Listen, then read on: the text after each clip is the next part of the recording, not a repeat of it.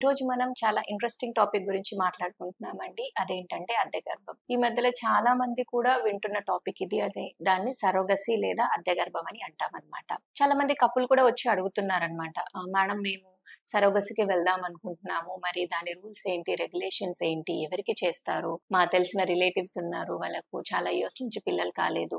వాళ్ళ గర్భసంచి కూడా బాలేదు. మరి వాళ్ళు వెళ్దాం అనుకుంటున్నారు. మీ దగ్గర చేస్తారా 49లో ఉందా అని చెప్పి అడుగుతున్నారనమాట.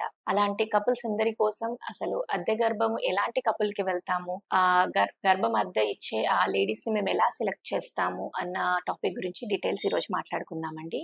హలో అండి, నేను doctor Purnima, working as a fertility specialist at 49 Karimnagar branch.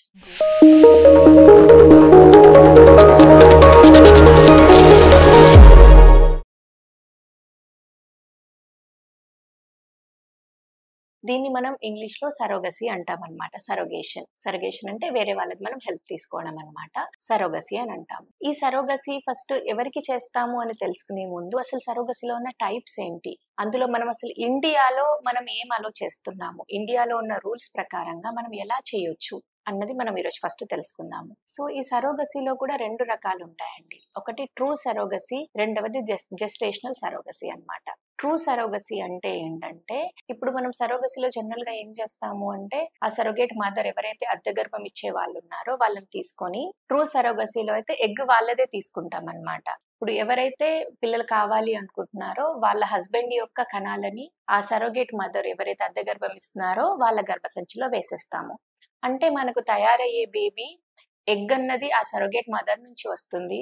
ఈ స్పర్మ్ అన్నది ఇంటెండింగ్ కపుల్ నుంచి వస్తుందన్నమాట. దాన్ని ట్రూ సరోగసీ అంటాము. కానీ అది ఇండియాలో మనం అలో చేయడం లేదు. మన ఇండియాలో మనకు వచ్చిన రూల్స్ ప్రకారంగా ఓన్లీ జెస్టేషనల్ సరోగసీ మాత్రమే అలో చేస్తున్నారు. జెస్టేషనల్ సరోగసీ అంటే ఏంటంటే, ఎవరైతే అద్దె గర్భం ఇవ్వడానికని వచ్చిన మహిళ ఉన్నారో వాళ్ళది గర్భాశయం మాత్రమే మనం వాడుకుంటాము. వాళ్ళ ఎగ్ కానీ ఇంకా ఏది కూడా మనం వాడుకోమన్నమాట. అంటే ఆ హస్బెండ్ యొక్క స్పర్మ్ కానీ ఇంకా ఏది కూడా మనం వాడుకోము. వాళ్ళ ఎగ్ కూడా మనం వాడుకోము. ఓన్లీ గర్భసంచి మాత్రమే మనం వాడుకుంటామన్నమాట. సో ఈ పద్ధతిలో ఏం చేస్తామంటే, సపోజ్ ఒక ఏ అండ్ బి అనే కపుల్ ఉన్నారు. వాళ్ళకు పిల్లలు కావాలి సరోగసీ ద్వారా అనుకుంటున్నారు. అలాంటప్పుడు ఏం చేస్తామంటే, ఈ ఏబీ కపుల్ నుంచి మనం ఎగ్ తీసుకుంటాము, స్పర్మ్ తీసుకుంటాము, పిండాన్ని తయారు చేస్తాము. ఈ తయారైన పిండాన్ని ఎవరైతే మనకు అద్దె గర్భం ఇచ్చే మహిళ ఉన్నారో వాళ్ళ గర్భసంచిలో పెడతామన్నమాట. అంటే పిండం మనదే, ఓన్లీ గర్భసంచి మాత్రమే మనం తెచ్చుకొని వాడుకుంటున్నాము. దాన్ని జెస్టేషనల్ సరోగసీ అంటామన్నమాట. ఇది మాత్రమే భారతదేశంలో అలో ఉందండి. మిగిలిన ఏ పద్ధతిలోనూ కూడా మనం వాడుకోవడానికి అలో లేదు. ఇంకా కొంచెం ముందుకు వెళ్ళి మనకు చిన్నగా ఏమంటారంటే ఒక వీలుని కల్పించింది మన లా. ఏంటంటే, ఎవరైతే ఇంటెండింగ్ కపుల్ ఉన్నారో మనం ఇందాక ఏ ఆర్ బి అనుకున్నాము, వాళ్ళిద్దరిట్లో ఎవరైనా ఒక్కరిదైనా సరే, అంటే ఒక్క oocyte అయినా సరే, ఒక స్పర్మ్ అయినా సరే, అట్లీస్ట్ ఆ కపుల్ది ఏదైనా ఒకటైనా ఉండేలాగా చూసుకోవచ్చు.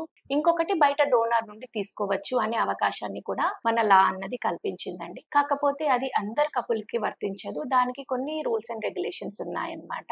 స్పెషల్ పర్మిషన్ కింద అలా కూడా ఆలోచిస్తున్నారండి. సో ఇదండి, ఎలాంటి కపుల్ కి మనం ఏ పద్ధతిలో చేస్తాము అన్నది ఈ సరోగసీకి సంబంధించిన డీటెయిల్స్. నెక్స్ట్ సెషన్ లో మనం ఏం మాట్లాడుకుందాము అంటే, ఈ సరోగసీ చేయడానికి ఇండికేషన్స్ ఏంటి, ఆ సరోగేట్ మదర్ ని ఎలా సెలెక్ట్ చేస్తాము అన్నది మనం నెక్స్ట్ వీడియోలో చూద్దాం. Thank you.